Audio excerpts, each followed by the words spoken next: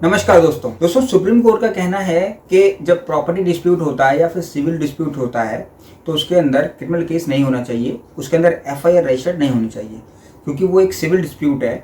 और कई बार civil disputes में फॉल्स एफआईआर्स हो जाती हैं या फिर काउंटर एफआईआर हो जाती हैं, क्रॉस एफआईआर जिनको कहते हैं कि एक पार्टी ने एक एफआईआर की तो दूसरी पार्टी ने भी गलत इल्ज़ाम लगा के एक और एफआईआर करा दी।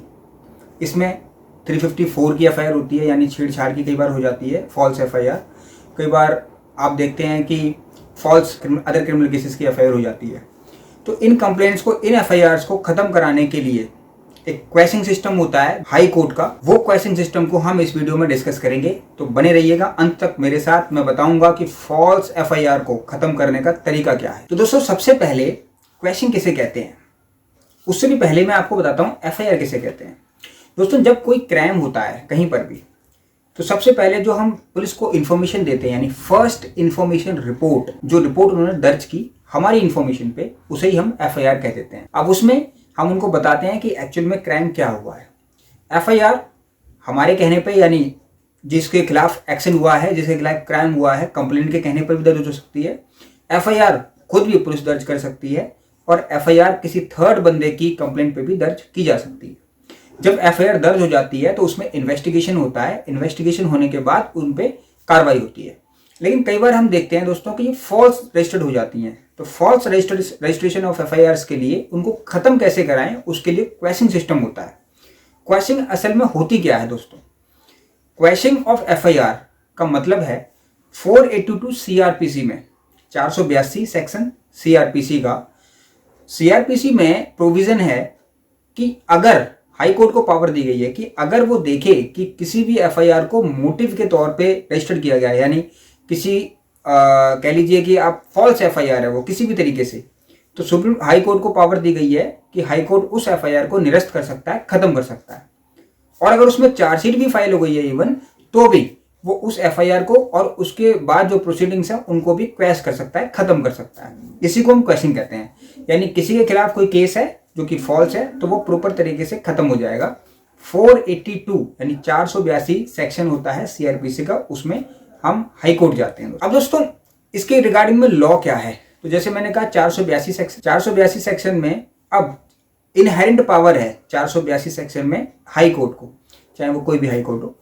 इनहेरेंट पावर का मतलब होता है कि स्वयं विवेकी शक्ति, यानी उनको खुद ये विचार करना होता है कि क्या ये जो एफआईआर हुई है या फिर जो क्रिमिनल प्रोसीडिंग्स चल रही हैं ये abuse to the process of law हैं, यानी लॉ के अगेंस्ट हैं, या फिर किसी सिविल डिस्प्यूट के अंदर क्रिमिनल एफआईआर तो नहीं हो गई, जानबूझकर इसको एक क्रिमिनल केस तो नहीं बनाया जा रहा। प्रॉपर्टी डिस्प्यूट्स को सॉल्व करने के लिए घर के लोग जबरदस्ती फॉल्स एफआईआर कर देते। उन फॉल्स एफआईआर को क्वेश्चन के जरिए डील किया जाता है और हाईकोर्ट ये देखती है कि क्या ये एफआईआर फॉल्स है, इनको खत्म किया जाना चाहिए या नहीं किया जाना चाहिए। इसके रिगार्डिंग में बहुत सारे लॉज हैं। सुप्रीम कोर्ट ने टाइम टू टाइम बताया है कि इनहेरेंट पावर एब्सोल्यूट तो नहीं है, ये नहीं है कि हर केस में आप जो है क्वेश्चन कर देंगे, लेकिन उसके अंदर कुछ गाइडलाइंस भी हैं कि किस तरीके से किस केस को देखना है। अब जैसे कि फॉर एग्जाम्पल मैं एक केस का आपको हवाला देता हूं, आप देखिएगा दोस्तों। ये केस है मोहम्मद वाजिद एंड अनदर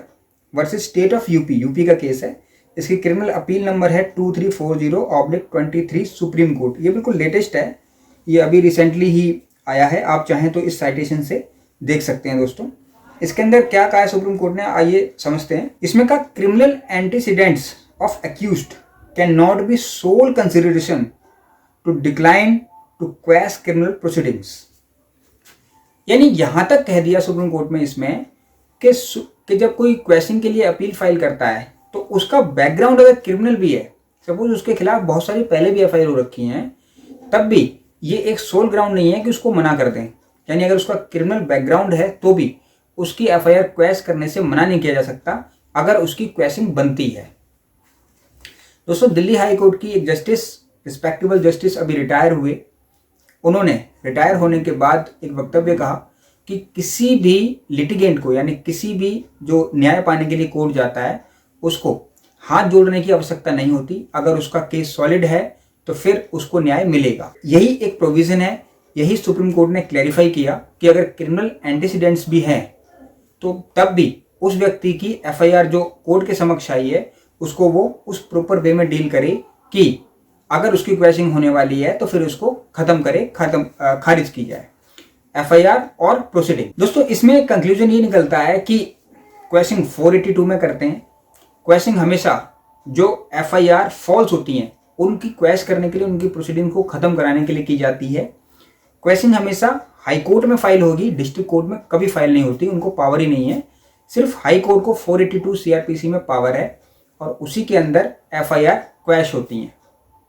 तो ध्यान रखिएगा दोस्तों, अगर आपके अगेंस्ट में कोई फॉल्स एफआईआर है तो आप उसको खत्म भी करा सकते हैं दिल्ली हाई कोर्ट में पिटीशन फाइल कर। इसी में दोस्तों एक बात और ऐड करना चाहूंगा, जैसे मैंने एक वीडियो में पहले बताया था कि सपोज कीजिए कोई आपके खिलाफ फॉल्स एफआईआर कर रहा है 354 की, तो जब कभी कोई लड़ाई होती है या झगड़ा हो जाता है, सपोज कीजिए किसी प्रॉपर्टी पर डिस्प्यूट है, तो वीडियोग्राफी एक बहुत बड़ा एक एविडेंस साबित हो सकता है। आप जानते हैं कि वीडियोग्राफी और रिकॉर्डिंग कोर्ट में एडमिसिबल होती है, आप उनको साक्ष्य के तौर पर यानी एविडेंस के तौर पर पेश कर सकते हैं और कोर्ट उसको एडमिट करती है, बशर्ते वो जेन्युइन हो।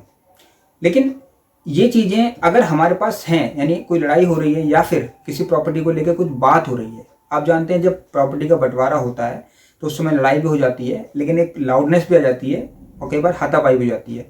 हालांकि यह हाथापाई क्रिमिनल केस को अट्रैक्ट नहीं करती, लेकिन जानबूझ के कई बार 354 का केस बना दिया जाता है, या कोई लेडी है वो किसी जेंट्स के ऊपर इल्जाम लगा दिया या कुछ कर दिया। तो इस टाइप की एफआईआर को क्वैश करने के लिए आपको जो एविडेंस की रिक्वायरमेंट होगी वो होगी वीडियो।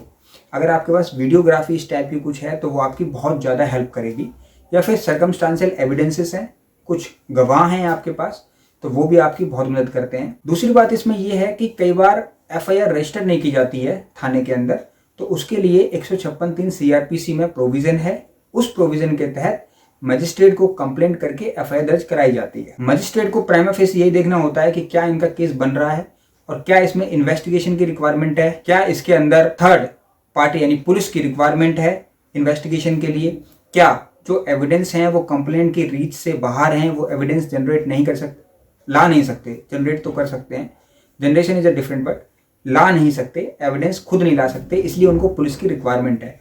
जब ये सारी कंडीशन मीट करती हैं, सारी कंडीशन पूरी हो जाती हैं, तो फिर मजिस्ट्रेट ऑर्डर पास कर देते हैं एफआईआर करने के लिए।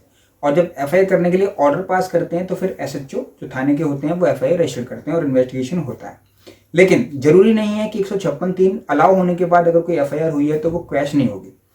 हाई कोर्ट का पैरामीटर डिफरेंट है, वे पैरामीटर के तहत देखते हैं कि क्या एफआईआर क्रॉस है, क्या एफआईआर मोटिव है, क्या उसकी इंटेंशन है, क्या फॉल्स एफआईआर है, तब वो एफआईआर को क्वैश कर देते हैं। तो आपको इसमें घबराने की या कोई चिंता वाली बात नहीं है। अगर आपके खिलाफ कोई फॉल्स एफआईआर है, आपको लगता है, तो आपको एक चांस जरूर लेना चाहिए, आप हाई कोर्ट में क्वेश्चन फाइल करें।